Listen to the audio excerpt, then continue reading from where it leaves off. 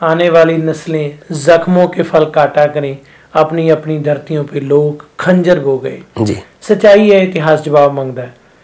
उस दे नाल ही मनप्रीत सिंह बादल का तुसीं बहुत बार जिक्र किया है, तुसीं हुण वो पार्टी ज्वाइन की है, पर कितना कुछ चिर तो मनप्रीत सिंह बादल नूं जानते हो? मैं जी पिछले 13 सालों तो मैं जी 13-14 सालों तो मनप्रीत नूं जान, और उदों भी मैं इस गल ते हैरान हुंदा सी कि जिथे घुग्गू वालियां हूटर वालियां गड्डियां ये कल्ला ही चला जाता है।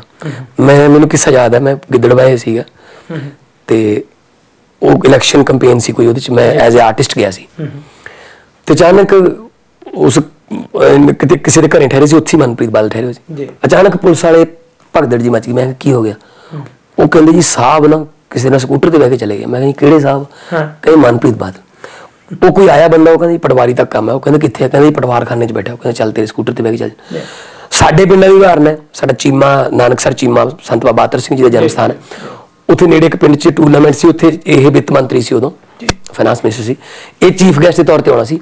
स्वागती कमेटी हार फड़ के घुग्गू वालियां कारां दी वेट कर रही सी ते अचानक स्वागती कमेटी नूं किसी ने सुनेहा दिता कि तुसीं आ जाओ। वो मोटरसाइकिल ते आ गए, स्टेज ते आके बह गए।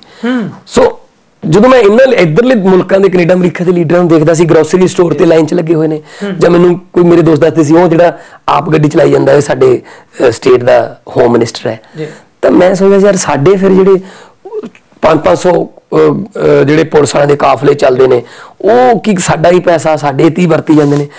ते उदों तो लैके मैं मनप्रीत होरां नूं जाणदा, कोई अज दी गल नहीं भी वो किसी शोशेबाजी लई जां कोई पोलीटिकल माइलेज लई वो गड्डी चलाउंदे ने जां कोई उन्हां दी सिंपल लिविंग है, वो पहले दिन तो है। सो मैं इस करके पूरा जांच परख करके मैं फैसला लिया जी इस गल दा।